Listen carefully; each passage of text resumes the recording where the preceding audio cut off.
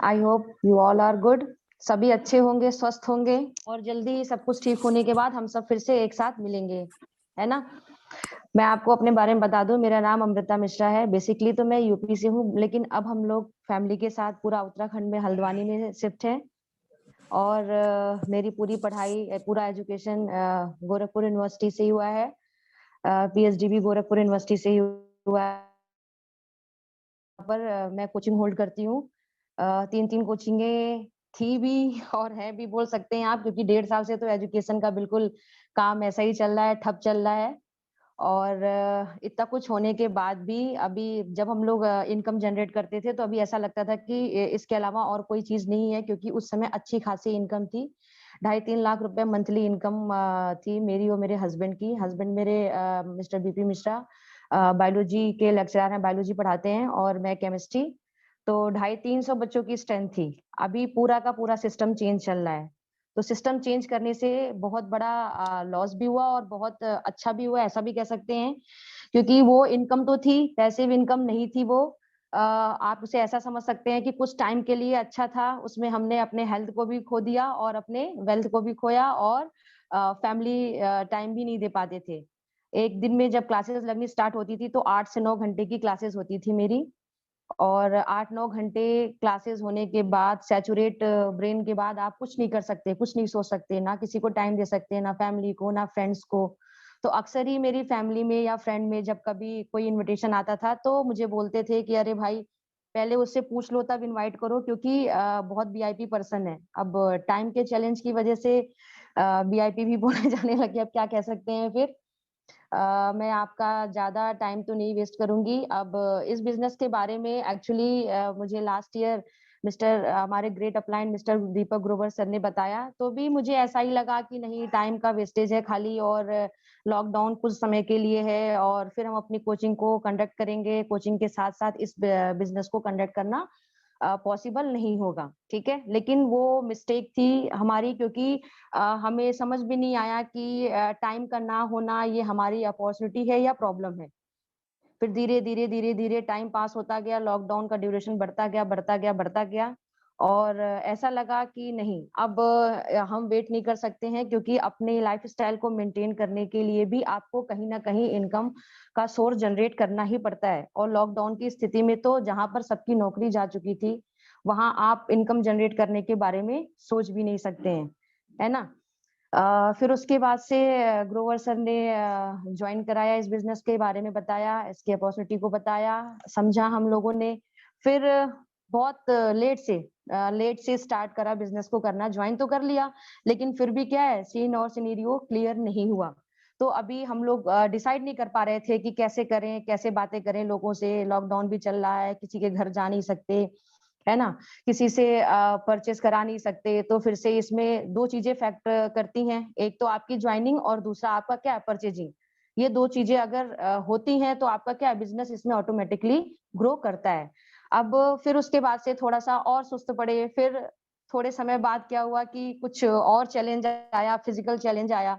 तो physical challenge आने के बाद आपको अच्छे तरीके से पता है कि एक बार अगर इंसान हॉस्पिटलाइज़ होता है तो फिर जो इकोनॉमी होती है, या फिर जो आप बहुत अच्छे से अर्न करके अपने बैंक बैलेंस को बचाए होते हो, अच्छी खासी सेविंग क्या होती है आपकी, हॉस्पिटल में चली जाती है। और उस खर्चे को कोई भी रोक नहीं सकता, हम चाह करके भी उसे नहीं रोक सकते।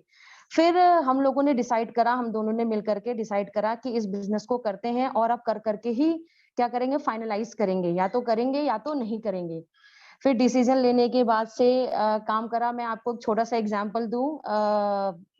लास्ट मंथ में मेरे हस्बैंड ने धर्मेंद्र सर से बात हुई, तो धर्मेंद्र सर से बोला, "सर मैं कैसे काम करूँ? यहाँ तो लॉकडाउन चल रहा है, कहीं किसी के घर जा नहीं सकते, आ नहीं सकते, परचेज़ हो नहीं सकता। तो बिज़नेस हम कैसे करें? कैसे अपने पिन को अचीव करें?" और लास्ट मंथ में हम लोगों को ब्रॉन्ज डायरेक्टर जाना था। लास्ट 2 डेज़ में बता रही हूँ, मंथ के लास्ट 2 डेज़ में फिर धर्मेंद्र सर ने बोला, ठीक है करो, आप कर सकते हो मिश्रा जी, और मैम से भी बोलो कर सकती हैं, और अच्छा पिन अचीव कर सकते हो, आप ब्रॉन्ज जा सकते हो। तो 2 दिन के अंदर हम लोगों ने ब्रॉन्ज लेवल को अचीव करा। फिर इस मंथ जब धर्मेंद्र सर की मिश्रा सर से बात हुई, मेरे हस्बैंड से बात हुई, तो मिश्रा जी ने बोला धर्मेंद्र सर से कि सर अब तो लॉकडाउन चल रहा है, काम करने में बहुत मजा आ रहा है और हम बिजनेस को और अच्छे से कर सकते हैं।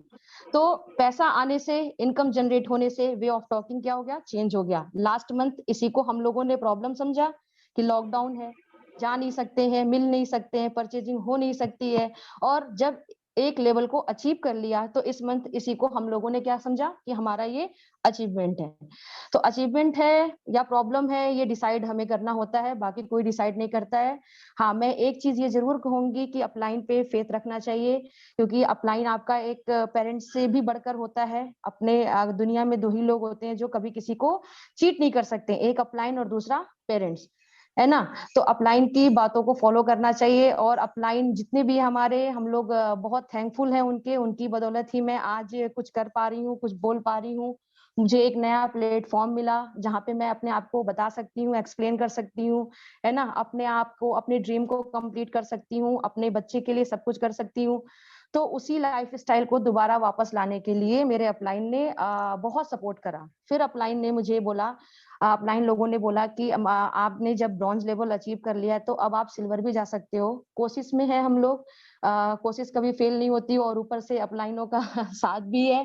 तो डेफिनेटली इस मंथ हम लोग सिल्वर जाएंगे और जा रहे हैं, और धीरे धीरे इस बिजनेस को बहुत बड़ा करना चाहते हैं। मैं आपको इस बिजनेस के बारे में बताऊं, ये बिजनेस बिल्कुल भी टफ नहीं है, बहुत इजी वे में इसको ऑपरेट किया जा सकता है। डिपेंड ये करता है कि आप आगे वाले को कैसे कन्वे करते हो, कैसे समझाते हो। सबसे पहली चीज तो हमें किसी से बात करते समय डरना नहीं चाहिए, क्योंकि हम किसी से मांगने नहीं जा रहे हैं। डरते हम कब है, जब हमें किसी से कुछ लेना होता है। हम किसी को देने जा रहे हैं, हम किसी को गुड वेल्थ देने जा रहे हैं, हम किसी को हेल्दी लाइफ देने जा रहे हैं, एक कंप्लीट पैकेज देने जा रहे हैं, किसका, हैप्पीनेस का। तो हमें डरना नहीं है, हमें क्या करना है, बताना है। अब वे ऑफ टॉकिंग क्या है आपकी, एक्चुअल में देखना चाहिए हमें कि उस इंसान को जिसके पास आप गए हो, उसको बिगनिंग करने के लिए, बिजनेस को शुरू करने के लिए क्या, किस चीज की नीड है। हो सकता है उसके बच्चे अच्छे स्कूल में नहीं पढ़ते हो तो उसे अच्छे स्कूल की नीड हो सकता है उसकी इनकम बहुत अच्छी नहीं हो तो अच्छी इनकम की नीड हो सकता है उसके पास इनकम अच्छी हो बट टाइम ना हो, क्योंकि एक साथ पूरा का पूरा कॉम्बो पैक आपको इसी बिजनेस में मिल सकता है। या आपको हेल्दी लाइफ भी मिलेगी, आपको वेल्थ भी मिलेगा, आपको टाइम भी मिलेगा, है ना, और आपको अपने आप को ओरिएंटेड करने का, आगे जाने का, अपने आप को एक्सप्लेन करने का, अपनी नई पहचान बनाने का पूरा का पूरा मौका मिलेगा। क्यों? क्योंकि ये कोई जेओबी जॉब नहीं है। जेओबी जॉब को आप हमेशा बीओजे बोझ समझकर करते हो। जॉब का उल्टा क्या होता है? बोझ होता है ना। तो आप रूटीन, आपके दिमाग में सेट है कि नहीं, मुझे सुबह उठना है, जाना है, करना है, आना है, फिर पूरे आपने 30 दिन काम करे और आपको एक दिन पैसे मिलते हैं उसके, ठीक है। अच्छा, पहली बात तो ये बोझ नहीं है। दूसरी बात यहाँ पे कोई बॉस नहीं है, क्योंकि जहां बॉस होता है वहां लॉस से भी डर लगता है। तो नो बॉस नो लॉस, है ना। तीसरी चीज, आप यहाँ पर सबके भलाई की बात करते हो। आप क्या करते हो, सबका हेल्प करते हो तो लाभ मिलता है आपको, है ना। आप भला करते हो तो भला का उल्टा क्या होता है, लाभ मिलता है। इसलिए हमें इसको किसी को बताते समय या एक्सप्लेन करते समय कभी भी डरना नहीं है, शर्माना नहीं है। आप कोई गंदा काम नहीं कर रहे हो कि आपको शर्म लग रही है बताने में कि नहीं आपके इनकम कहाँ से आ रहा है, आप इनकम कहाँ से जनरेट कर रहे हैं, ठीक है। मैं प्लान दिखाते समय ज्यादा कुछ तो अभी इतना ज्यादा नॉलेज तो मेरे पास है नहीं। अपलाइन लोग हैं जो मुझे धीरे धीरे सिखा रहे हैं। मैं लोगों से बस यही पूछती हूँ कि आप जो है, दुनिया में दो कैटेगरी के लोग होते हैं, एक 95% में रखे गए हैं, एक 5% में रखे गए हैं। 5% में ऑल ओवर वर्ल्ड के क्रीम लोग रखे गए हैं जिन्हें अच्छी फैसिलिटीज मिलती है ना, अच्छी सोसाइटीज मिलती है, अच्छा एनवायरनमेंट मिलता है, सब कुछ अच्छा होता है उनके पास। और 95 में वो लोग रखे गए हैं जिन्हें क्या है, एक कंप्रोमाइज वाली लाइफ दी जाती है। जब वो 95% वाले लोग पैदा होते हैं तो वो क्या होते हैं, कंप्रोमाइज शब्द लेकर के पैदा होते हैं कि नहीं, बच्चे का स्कूल में एडमिशन डीपीएस में ही क्यों, किसी और गली की स्कूल में क्यों ना करा दिया जाए। क्या बोलते हैं वो 95% वाले, अरे एजुकेशन तो एजुकेशन ही है ना। आप डीपीएस से पढ़ो या आप जो है किसी गली के स्कूल से पढ़ो, दोनों बराबर बात है। नहीं, डीपीएस के जो स्टडी लेवल है या जो आपकी सोसाइटी है, आपका बच्चा उस सोसाइटी के अकॉर्डिंग डेवलप करेगा। गली मोहल्ले के स्कूल जो है वो आस-पास वाले स्कूल की तरह चिंटू मिंटू इंटू पिंटू डेवलप करेगा, है ना? तो ये बात होती है थिंकिंग की कि आपकी सोच क्या है, आप कैसा जनरेट करना चाहते हो।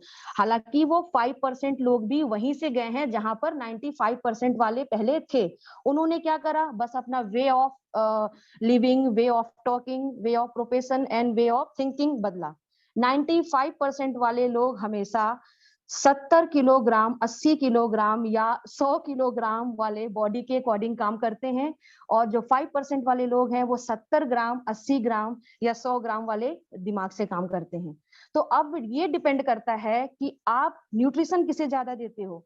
70 ग्राम वाला क्या करता है, 100% मनी को 95% मनी को जनरेट करता है। 5% वाला जो व्यक्ति है या इंसान है, जो ह्यूमन है, वो 95% मनी को रखे हुए है, और 95% वाला जो लोग हैं वो 5% मनी को रखे हुए हैं। तो अब ये डिपेंड ये करता है कि आप 95% मनी को रखना चाहते हैं या 5% वाले लोगों में जाना चाहते हैं, या फिर आप 95% वाले लोगों में ही रहना चाहते हैं। ठीक है? जब कभी भी आप प्लान दिखाते हैं तो बिगनिंग आपकी बहुत शानदार होनी चाहिए, और वो बिगनिंग शानदार तब होती है जब आप अगले आदमी के दिमाग में इमेज को क्रिएट करते हैं। इमेज इन द सेंस कि आपका जैसे आप अगर किसी को प्लान दिखा रहे हो और आपको वो नहीं सुन रहा है, आपको टाइम नहीं दे रहा है, टीवी देख रहा है या उसका ध्यान कहीं और है, तो 110% आप मान के चलो कि उसकी ज्वाइनिंग इम्पॉसिबल है, वो कभी आपकी बात नहीं सुनेगा। लेकिन अगर आपने अपने प्लान को जनरेट करने से पहले, स्टार्ट करने से पहले, बोलने से पहले उससे केवल ये बोल दिया कि मैं आपका केवल 2 मिनट समय लूंगा, क्योंकि मुझे पता है आपके पास टाइम बिल्कुल नहीं है, आपका समय बहुत प्रीसियस है, और उस 2 मिनट को प्लीज आप बहुत केयरफुली सुन लीजिए या समझ लीजिए, मेरी रिक्वेस्ट है ये। और अगर आप उसमें 2 मिनट शांति से इस चीज को कंसंट्रेट होकर के सुन लेंगे, तो हो सकता है आपकी लाइफ चेंज हो जाए। तो वो 2 मिनट का नाम सुनते ही फटाफट पहली बात तो कोई क्वेश्चन नहीं करेगा, दूसरी बात आपको डिस्टर्ब नहीं करेगा, 2 मिनट का मौका देगा आपको बोलने का। जैसे ही आपको मौका देता है बोलने का, आप जो है अपने प्लान पे आ जाइए। ठीक है? बिगनिंग में क्या होना चाहिए कि जैसे आपको कंपेयर करना चाहिए कि आप 95% वाले स्लॉट में जाना चाहते हो या 5% वाले स्लॉट में जाना चाहते हो। तो ऑब्वियस है, हर इंसान बेस्ट को खोजता है। ठीक है? आप जिस भी शहर में रहते हैं, उस शहर में आप उसको इंट्रोड्यूस कराइए कि देखो, एक इंसान मर्सिडीज से चलता है और दूसरा जो है वो साइकिल से चलता है, या हो सकता है उसके पास साइकिल भी नहीं है। दोनों में डिफरेंस क्या है? डिफरेंस ये है कि जो मर्सिडीज वाला है या जो अच्छी लाइफ स्टाइल जी रहा है, उसमें कोई कंप्रोमाइज नहीं है। वो अपने अकॉर्डिंग अपने लाइफ को जी सकता है, अपने बच्चों को एंजॉय करा सकता है, अपनी फैमिली को घुमा सकता है, और एक अच्छी लाइफ को अचीव कर सकता है। लेकिन जो साइकिल से है या जो 5% वाला है, सॉरी, जो 95% वाला इंसान है या जो गरीब इंसान है, वो हमेशा क्या सोचता है कि अगर उसके बच्चे ने बोला मुझे अच्छे स्कूल में जाना है, तो बोलेगा अच्छा ही क्यों, इसमें क्या बुराई है, कंप्रोमाइज करो। अगर उसकी फैमिली शॉपिंग के लिए जाती है तो कुछ ब्रांडेड देखती है या कुछ अच्छी चीजें देखती है, तो अगर वो लेना होता है तो बोलता है यही क्यों, इससे जब काम चल जाएगा तो ऐसा करो। तो जब काम ही चलाना है हमें, तो काम चलाने के लिए कि काम ही चलाना है या लाइफ ऐसे ही जीना है जिसमें आपकी कोई पहचान नहीं हो, जिसमें आप केवल अपनी एक एवरेज लाइफ को या धीरे-धीरे average life below average life में कन्वर्ट हो जाए, उसको जीना चाहते हो, तो नो प्रॉब्लम, आप 95% पे रहो, कोई दिक्कत नहीं है ना? अगर सारे लोग 5% वाली कैटेगरी में ही आ जाएँगे, तो 95% खाली होकर के इधर तो 100% हो गया ना, फिर से वही हाल हो जाएगा। तो कुछ लोग ऐसे भी चाहिए, इसमें हमें बहुत नाराज नहीं होना चाहिए। फिर आप उस इंसान से पूछो कि क्या आप जो जॉब कर रहे हो, हर एक जॉब, चाहे वो जॉब करते हो या बिज़नेस करते हो या शॉप हो उनकी, सारी जॉब का मैं रिस्पेक्ट करती हूँ। ऐसा नहीं कि रिस्पेक्टेबल काम नहीं है वो, अगर रिस्पेक्टेबल नहीं होता तो वो उस काम को नहीं करते, और पहली बात कि उनके घर की इकोनॉमी उसी पे डिपेंड है, तो इसलिए वो रिस्पेक्टेबल है। लेकिन उनसे ये पूछो कि क्या आप जो ये जॉब कर रहे हो या फिर जो आप बिजनेस कर रहे हो या फिर जो आप शॉप चला रहे हो, इससे आप 5% में जा सकते हो या 95% में रहोगे? वो अपने आप से आपको आंसर देगा, आप उसे बोलने का मौका दीजिए। और जैसे ही वो बोलेगा, वो उसकी फैमिली की बात आ गई, बच्चों की बात आ गई, तो ऑब्वियस है वो क्या करेगा, डिसाइड करेगा कि नहीं मुझे 5% में जाना है। तो इस तरह से आप जो है बिजनेस को ओरिएंटेट कर सकते हैं, बिना एजिटेट हुए, बिना शर्म के, बिना कुछ वो गिल्ट गिल्ट फील किए हुए। तो जब वो बिजनेस ज्वाइन कर लेता है, फिर आप इसके धीरे-धीरे अपॉर्चुनिटी को बताओ, और ज्वाइन कराने के बाद ऐसा नहीं है कि आप जो है बिल्कुल से उसे छोड़ दो, है ना? जब आपने अपने बेसिस पे उसको ज्वाइन कराया है, एक ड्रीम दिखाया है, तो कोशिश करो कि आप उसको उस ड्रीम तक पहुँचाओ, ठीक है?